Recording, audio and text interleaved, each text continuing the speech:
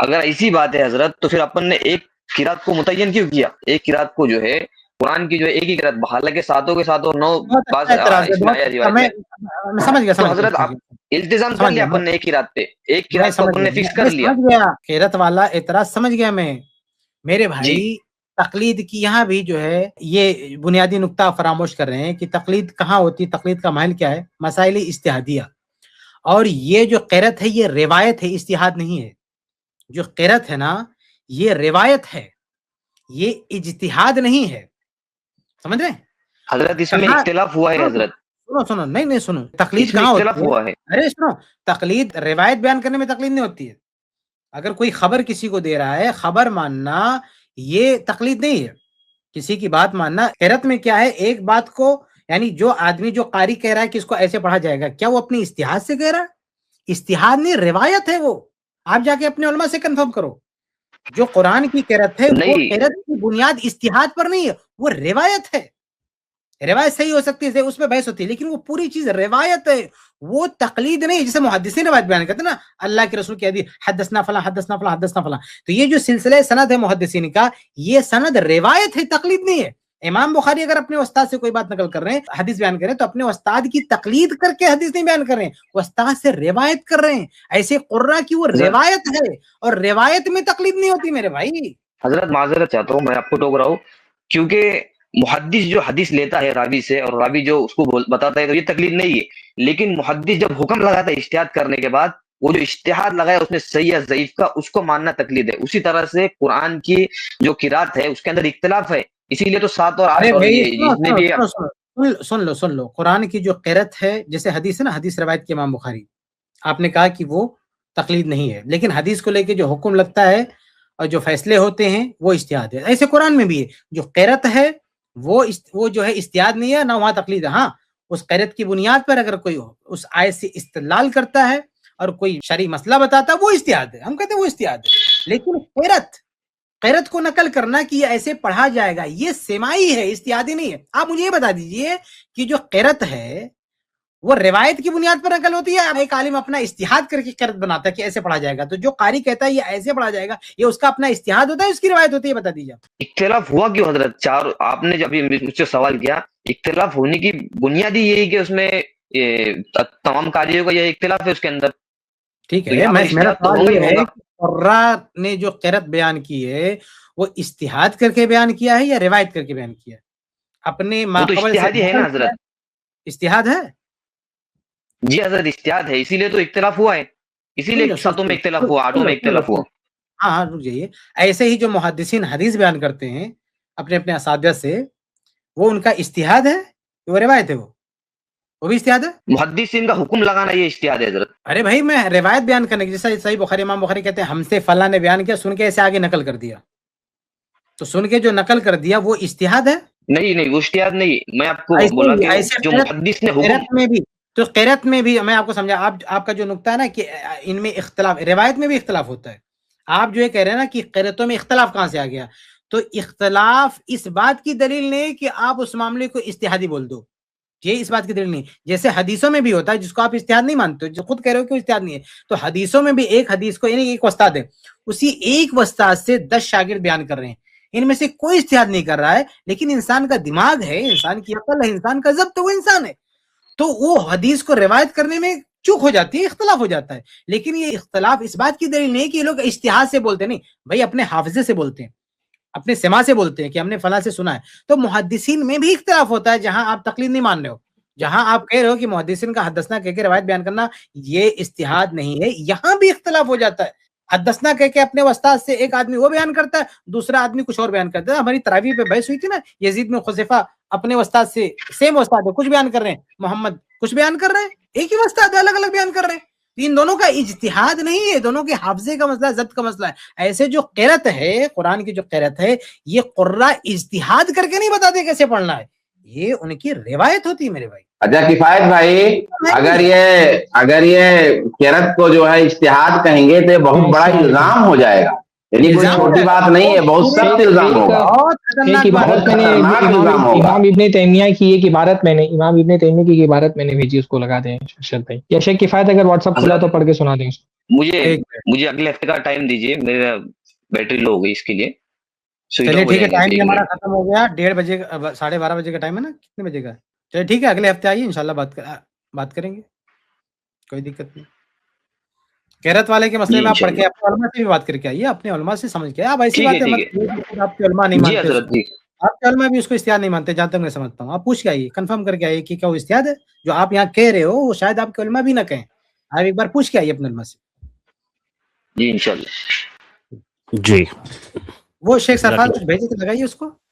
ہاں بہت اچھی عبارت ہے, اس کو لگائیے, بہت اہم چیز ہے. ابن تیمیہ کی عبارت ہے, میں یہاں دیکھ پا رہا ہوں کہ فالقراءات کما یقول الامام الزرکشی رحمہ اللہ توقیفیہ ولیست اختیاریہ. یہ توقیفی ہے, اختیاری نہیں ہے. تو یہ جو قراءات ہیں یہ اختیاری ہے, یعنی آدمی کے اختیار میں نہیں ہے, دائرے اجتہاد میں نہیں ہے, یہ توقیفی ہے. یعنی جیسے, یعنی توقیفی کا مطلب ہوتا ہے جس میں اجتہاد کی گنجائش نہیں.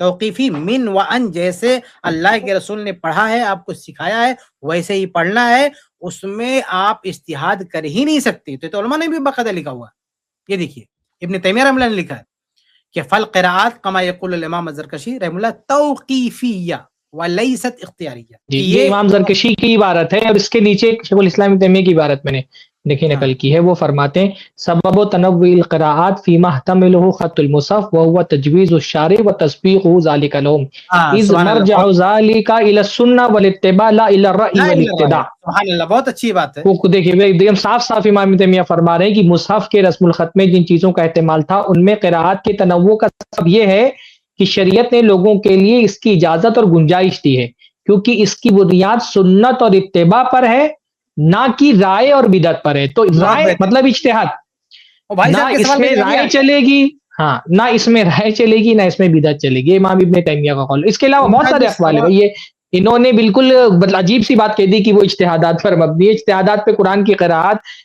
سنت مطلب نسلن الی نسلین جیلن نہ جیلن چلی ہے. وہ ایک نسل نے دوسری نسل کو, دوسری نسل نے تیسری نسل کو روایت کیا ہے. یہ اجتہادی مسائل نہیں ہے. اصل میں یہ بھائی صاحب جو ہے نا, اور بہت اچھی بات تھی. اچھا, دیوبندی بھائی اصل میں خود اجتہاد کر کے گفتگو کر رہے ہیں, یعنی ایسا نہیں کچھ پڑھ کے. یہ بہت اہم بات ہے, بہت اہم بات ہے. ان کو معلوم نہیں تھا, وہ ایک بات کہہ دیے تو بعد میں پھنس گئے. وہ ایک بات کہنا چاہ رہے تھے کہ بہت زوردار تھی کہ بھائی آپ جو ہے کیوں فکس کیے ہوئے ہیں, تو اب وہاں پھنس گئے. تو اب انہوں نے کوئی جواب نہیں بن پڑا, خیر وہ آئیں گے, ٹائم بھی ہو گیا. وہ اجتہاد کیسے کی بھائی صاحب, بول رہے کہ کیونکہ قرأتوں میں اختلاف ہوتا ہے, تو چونکہ قرأتوں میں اختلاف ہے اس لیے مسئلہ ہو گیا اجتہادی. تو بھائی صاحب ہم سے تقلید بنوا رہے ہیں اور ہمارے سامنے بیٹھ کے اجتہاد کر رہے ہیں, یعنی ڈنگ کے, یعنی کھلے عام دن دہاڑے آپ اجتہاد کر رہے ہو اور ہم کو کہہ رہے ہو کہ ہم تقلید مان لیں. حالانکہ جیسا کہ میں نے بھی اشارہ کیا تھا کہ یہ بہت خطرناک بات ہو جائے گی, یعنی قرآن میں اجتہاد ہو جائے گا. بہت خطرناک بات ہے, یعنی کہ قرأتوں کو یہ کہنا یہ اجتہادی ہے, اس میں اجتہاد کیا اور اجتہاد کر کے اس کو فکس کیا گیا, یہ اصل میں قرآن پاک میں اجتہاد کرنا ہوگا. کیونکہ قرآن کی جو قرأتیں ہیں, ظاہر سی بات ہے ایک قرأت کے علاوہ اگر کوئی دوسری قرأت ثابت ہے تو وہ بھی قرآن ہے, تو قرآن تھوڑی کوئی اجتہاد سے ثابت ہوتا ہے. تو یہ بڑی خطرناک بات ہو جا رہی تھی, اور شاید جیسا کہ کفایت بھائی نے واضح کیا نا کہ علماء احناف بھی یہ بات نہیں کہتے, کیونکہ یہ بہت خطرناک بات ہے. کیسے کہہ سکتے ہیں؟ اچھا, کہیں کہ ہوتا ہے, کہیں کہ ہوتا ہے بھی قرات دو طرح سے ثابت ہے, معنی ایک ہی ہوتا ہے, دو طرح سے نہیں, دو طرح دونوں ثابت ہوتا ہے. کہیں کہ ہوتا ہے جیسے وہ حدیث ہے نا صحیح بخاری میں, کہاں کی حدیث, وہ اللہ کے نبی صلی اللہ علیہ وسلم نے عمر بن خطاب رضی اللہ عنہ کو اور ان کے ساتھ ایک اور تھے, جب اختلاف ہوا تو اللہ کے نبی نے کہا ہم نے آپ کو ایسے بتایا, ان کو ایسے بتایا. ٹھیک ہے, تو ان مسائل میں اگر کوئی ایک ہی قرات کو لے کے عمل کر رہا ہے تو کچھ لوگ اس پہلو سے, یعنی یہ بھائی صاحب صحیح سے ہوم ورک نہیں کر پائے. اصل میں جو مقلدین ہیں نا وہ اس کو دلیل بناتے ہیں, قرات والی مسئلے کو دلیل بناتے, لیکن اس طرح نہیں بناتے جیسے انہوں نے بنایا. وہ اس طرح بناتے ہیں کہ جب دو طرح سے قرات ثابت ہے وہ روایت, تو کہتے ہیں کہ ایک روایت کو آپ نے کیسے فکس کر لیا, دوسری کو کیوں آپ نے چھوڑ دیا. یہ ان کا نقطہ ہوتا ہے جس کو پیش کر کے وہ کہنا چاہتے ہیں کہ ائمہ اربعہ جیسے ہم کئی طرح کی قرات ہے اس میں سے کسی ایک کو چوز کر سکتے ہیں, تو ایسے چونکہ کئی علماء ہیں ان میں سے بھی ہم کسی ایک کو چوز کر سکتے ہیں. یہ ان کا تقریر استدلال ہے. اس کا جواب یہ ہے کہ قرات میں جب دو طرح سے بات ثابت ہے تو ایسے فقہی مسائل میں بھی جب کوئی مسئلہ دو طرح ثابت ہے تو آپ دونوں پہ بھی عمل کر سکتے ہیں. ظہر سے پہلے 4 رکعت سنت ثابت ہے, 2 رکعت بھی سنت ثابت ہے, آپ چاہو تو 2 رکعت پڑھو, آپ چاہو تو 4 رکعت پڑھو. یہ تنوع ہے, یہ اختلاف تضاد نہیں. ابن تیمیہ نے بہت اچھی سی تشریح کی مقدمہ فی اصول التفسیر میں. انہوں نے کہا کہ تنوع اور تضاد کا فرق سمجھنا چاہیے. تو یہ تضاد نہیں ہے. تضاد یہ ہوتا ہے کہ ایک آدمی دعویٰ کرتا ہے کہ اللہ کے نبی نے یہ کہا, دوسرا امام کہتا ہے نہیں یہ کہا. یہ اختلاف تضاد ہے. اور یہ جو ہے نا یہ اختلاف تنوع ہے, یعنی اللہ کے نبی صلی اللہ علیہ وسلم نے ایسے تنوع کی طرح بتایا, یعنی الگ الگ شکلیں بتائی ہے. بھائی ہاتھ اٹھانے کے تعلق سے 2 طرح کی روایتیں, دونوں صحیح, دونوں کریں گے. نماز میں جلوس کے تعلق سے کئی روایتیں, دونوں ثابت ہے. آپ نماز میں دائیں پاؤں بچھا بھی سکتے ہیں, کھڑا بھی کر سکتے ہیں, مسلم کی روایت ہے, دونوں پہ عمل کیا جائے گا. تو یہ تنوع ہے. اس میں اگر کوئی ایک کو سلیکٹ کرتا ہے کہ میں یہ لے کے چلوں گا, ہمیں کوئی اختلاف نہیں ہے کہ بھئی ایک چیز ثابت شدہ چیز کو لے کے چل رہا ہے. لیکن یہ جو تقلید ائمہ میں کیا ہوتا ہے بھائی, ایک امام کہتے ہیں کچھ ہے, دوسرا کہتا ہے کچھ ہے. جیسے پچھلے ہسٹری میں ہم نے پیش کیا کہ محمود صاحب کہتے ہیں دیوبندی صاحب کہ ہمارے امام نے جو کہا ہے وہ حق تو امام شافعی کے ساتھ ہے, لیکن ہم یہ مانیں گے. یہ قرت والا مسئلہ نہیں ہے, یہ زمین آسمان کا اچھا فرق. ایک اور امام خطابی کا ایک وہ میں نے نقل کیا, وہ کیونکہ ابن تیمیہ کے بارے میں بعض مرتبہ یہ لوگ بول دیتے ہیں کہ ابن تیمیہ تو ان کے ہیں. امام خطابی کہتے ہیں, ارشاد بھائی لگا دیں اس کو, کہ ان اصحاب القراءات من اہل الحجاز والشام والعراق كل منها عز قراءته التي اختارها الى رجل من صحابه رسول اللہ صلی اللہ علیہ وسلم.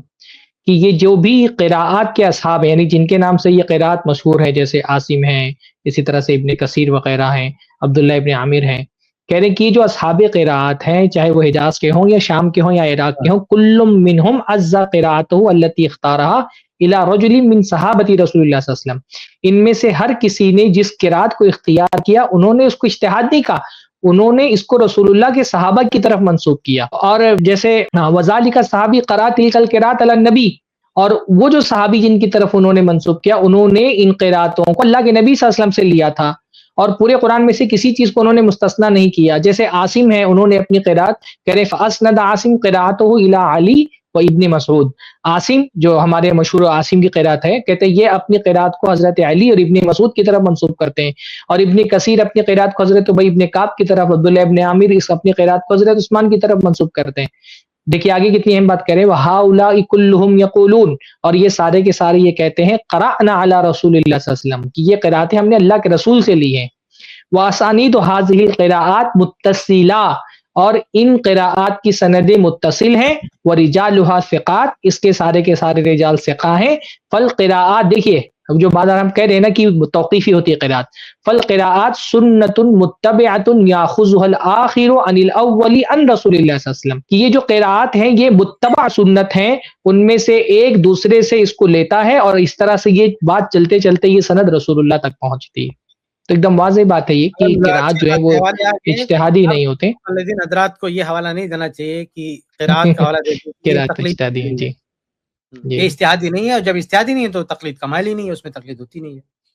جی السلام علیکم ورحمۃ اللہ وبرکاتہ.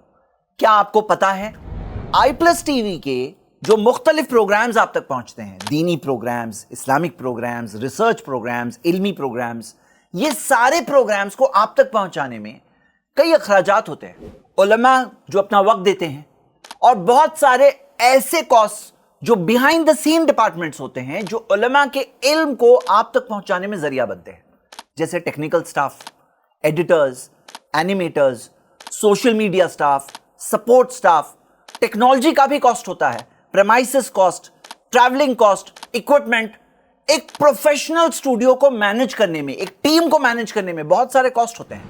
میں آپ کو بھی ابھارتا ہوں کہ آپ بھی اس کام میں ضرور سپورٹ کریں, آئی پلس ٹی وی میں اپنا تعاون ضرور پیش کریں. جزاک اللہ خیر, والسلام علیکم.